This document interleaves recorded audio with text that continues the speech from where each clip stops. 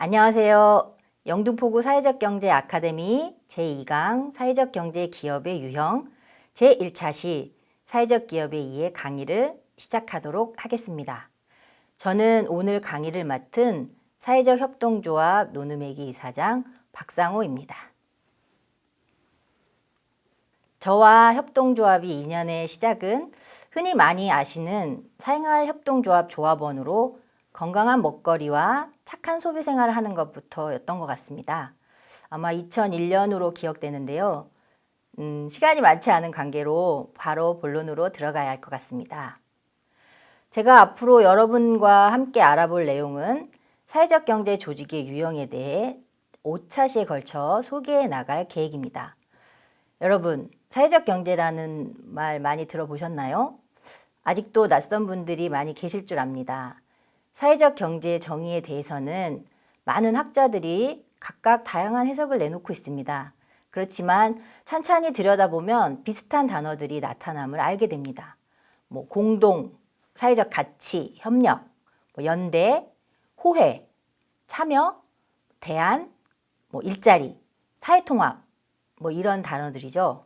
제가 불타는 얼음이라는 사진을 가져왔습니다. 불은 뜨거운데 얼음은 녹지 않고 온전한 모습을 보입니다.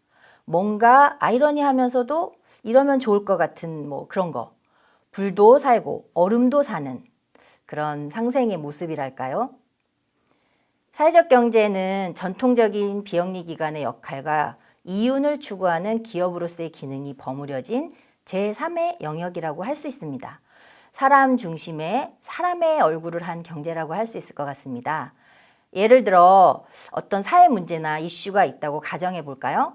전통적인 비영리 기관, 시민단체 같은 경우겠죠? 회비로 운영되는 조직이라던가 그런 단체는 이 문제 해결을 위해 캠페인을 하거나 여론을 형성하는 방식으로 사회 문제 해결을 위해 노력하는 데 비해서 사회적 경제는 비즈니스를 하는 겁니다. 사업으로 사회 문제를 해결해 나가려고 하는 기업이 바로 사회적 경제입니다. 오늘은 그 중에서 사회적 기업에 대해 말씀드리고자 합니다. 사회적 기업이란 영리 기업과 비영리 기관의 중간 정도로 이해하실 수 있을 듯 합니다. 여러분 다들 아시다시피 우리나라는 1997년 IMF 사태를 겪으며 대량 실업, 부도, 고용 불안정과 양극화, 저출산, 가족 해체, 고령화 등의 사회 문제가 급격히 대두되었습니다. 공공근로나 자활 등 정부 재정 지원에 의한 일자리가 확대되었지만 다양한 사회 문제에 대한 대안으로는 부족했고 그 효과성은 여전히 논란의 여지가 있다고 생각됩니다. 2000년 들어 유럽 선진국의 사회적 기업, 협동조합들의 사례가 도입되면서 안정적이고 질 좋은 일자리 창출 그리고 양질의 사회 서비스 제공 모델로서 사회적 기업 육성 등이 구체화되기 시작했습니다. 2007년 제정된 사회적 기업 육성법 제2조는 사회적 기업에 대해 이렇게 정의하고 있습니다. 취약계층에게 사회 서비스 또는 일자리를 제공하거나 지역사회에 공헌함으로써 지역 주민의 삶의 질을 높이는 등의 사회적 목적을 추구하면서 재화 및 서비스의 생산, 판매 등 영업활동을 하는 기업으로 고용노동부 장관의 인증을 받은 곳을 말한다고 규정합니다. 아까 사회적 경제 정의를 말씀드릴 때 나왔던 단어들이 사회적 기업 정의에서도 나타남을 알 수 있습니다. 다음은 사회적 기업의 유형을 알아보겠습니다. 5개 정도의 유형으로 나누어 볼 수 있습니다. 첫째, 사회 서비스 제공형입니다. 개인 또는 사회 전체의 복지 증진 및 삶의 질 제고를 위해 제공되는 서비스를 제공하는 사회적 기업입니다. 공공 서비스를 생각하시면 쉬운데요. 교육, 보건, 사회복지, 환경이나 문화 분야 등의 서비스를 예로 들 수 있겠네요. 여러분, 우리나라 사회적 기업 1호가 뭔지 혹시 아시나요? 네. 교보생명에서 만들어진 다솜이 재단입니다. 다솜이 재단이 제공하는 서비스도 간병이라는 사회 서비스를 제공하죠. 또 보건의료 서비스를 제공하는 안산의료복지 사회적 협동조합도 대표적인 의료복지 분야의 사회적 기업입니다.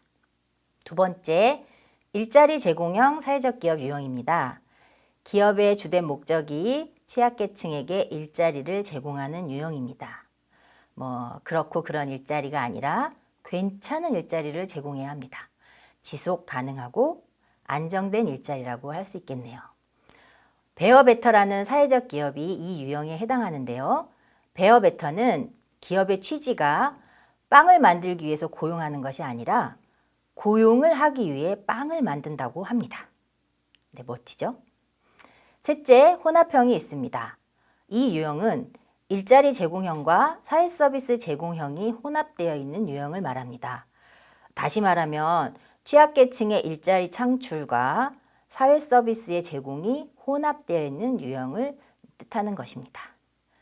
다음 네 번째는 지역사회 공헌형입니다. 기업의 주된 목적이 지역사회에 공헌하는 데 있으며 지역의 인적 물적 자원을 활용하여 지역 주민의 소득과 일자리를 늘림으로써 지역사회에 공헌한다고 인정되는 경우나 지역의 사회 문제로 인정될 만한 것을 해결하는 유형으로 빈곤이나 소외, 범죄 등을 해결하는 경우도 지역사회 공헌형의 한 갈래입니다. 여러분, 부산의 감천문화마을 혹시 아시나요? 계단식 집들과 벽화로 유명한 관광지 아시죠? 예, 여기는 사단법인 감천문화마을주민협의회가 그 바로 대표적인 지역사회 공헌 유형입니다. 마을의 특성도 잘 보존하고 지역 재생 사업을 통해서 주민도 잘 살고 방문객도 끊이지 않고 다시 오고 싶은 친절한 마을 만들기 사업을 추진하고 있는 좋은 사회적 기업입니다. 마지막 기타 창의혁신형입니다. 이 유형은 위에 설명드린 네 가지 유형에 비해서 인증 요건이 심사하기가 좀 어렵다는 점이 있습니다. 숫자로 계량하기가 어렵다는 점이 있는데요. 하지만 분명한 건 창의혁신형 또한 기업의 주된 목적의 방향이 사회 문제 해결과 취약계층 고용 또는 사회 서비스 제공에 있고 그 분야가 도시 재생, 친환경, 문화 공연, 공정무역, 국제협력 혹은 취약계층의 자립지원 등으로 나타나고 있습니다. 최근 영등포의 지혜밭이라는 기업이 창의혁신 유형의 사회적 기업 인증을 받았다고 합니다. 지혜밭은 춤과 몸짓, 공연 기획 등의 비즈니스 모델로 취약계층에게 일자리 및 다양한 사회 서비스를 제공하는 좋은 기업입니다. 제가 지금 좋은 기업이라고 말씀드렸어요. 뭔가 좋은 역할을 하니까 좋은 기업이겠죠? 사회적 기업들은 지속 가능한 양질의 일자리를 제공하기 위해 또는 지역사회 경제 활성화와 발전을 위해 또는 다양하고 새로운 공공사회 서비스 수요 충족, 확충을 위해 역할을 해나가는 기업을 말합니다. 기업의 사회 공헌과 윤리적 경영 문화, 나아가 착한 소비 문화를 조성, 확산해 나가는 선한 역할을 하는 기업이라 좋은 기업이라고 자신 있게 말씀드릴 수 있을 것 같습니다. 이쯤 되면 나도 사회적 기업에 도전해 볼까 하는 마음을 먹는 분이 계실 수 있을 텐데 사회적 기업으로 인증받기가 좀 어렵습니다. 아무래도 정부에서 일정 지원되는 부분도 있다 보니 일정 요건 이상을 갖추어야 정부 인증을 받을 수가 있어요. 해서 사회적 기업 인증 요건에는 다소 부족하더라도 훗날 건실한 사회적 기업이 될 수 있도록 지원해주는 예비 사회적 기업 지원 제도도 있습니다. 한국사회적기업진흥원을 통해 예비 사회적 기업, 사회적 기업 등에 대한 자세한 설명을 들을 수 있으시고요. 설립을 염두에 두시는 분이 있다면 더더욱 가깝게 두고 도움을 받아야 할 사회적 경제 중간 지원 조직이 바로 한국사회적기업진흥원입니다.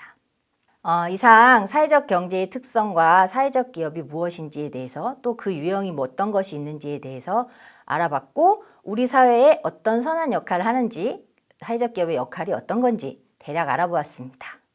경청해 주신 여러분 감사합니다. 다음 시간에 또 만나 뵙겠습니다.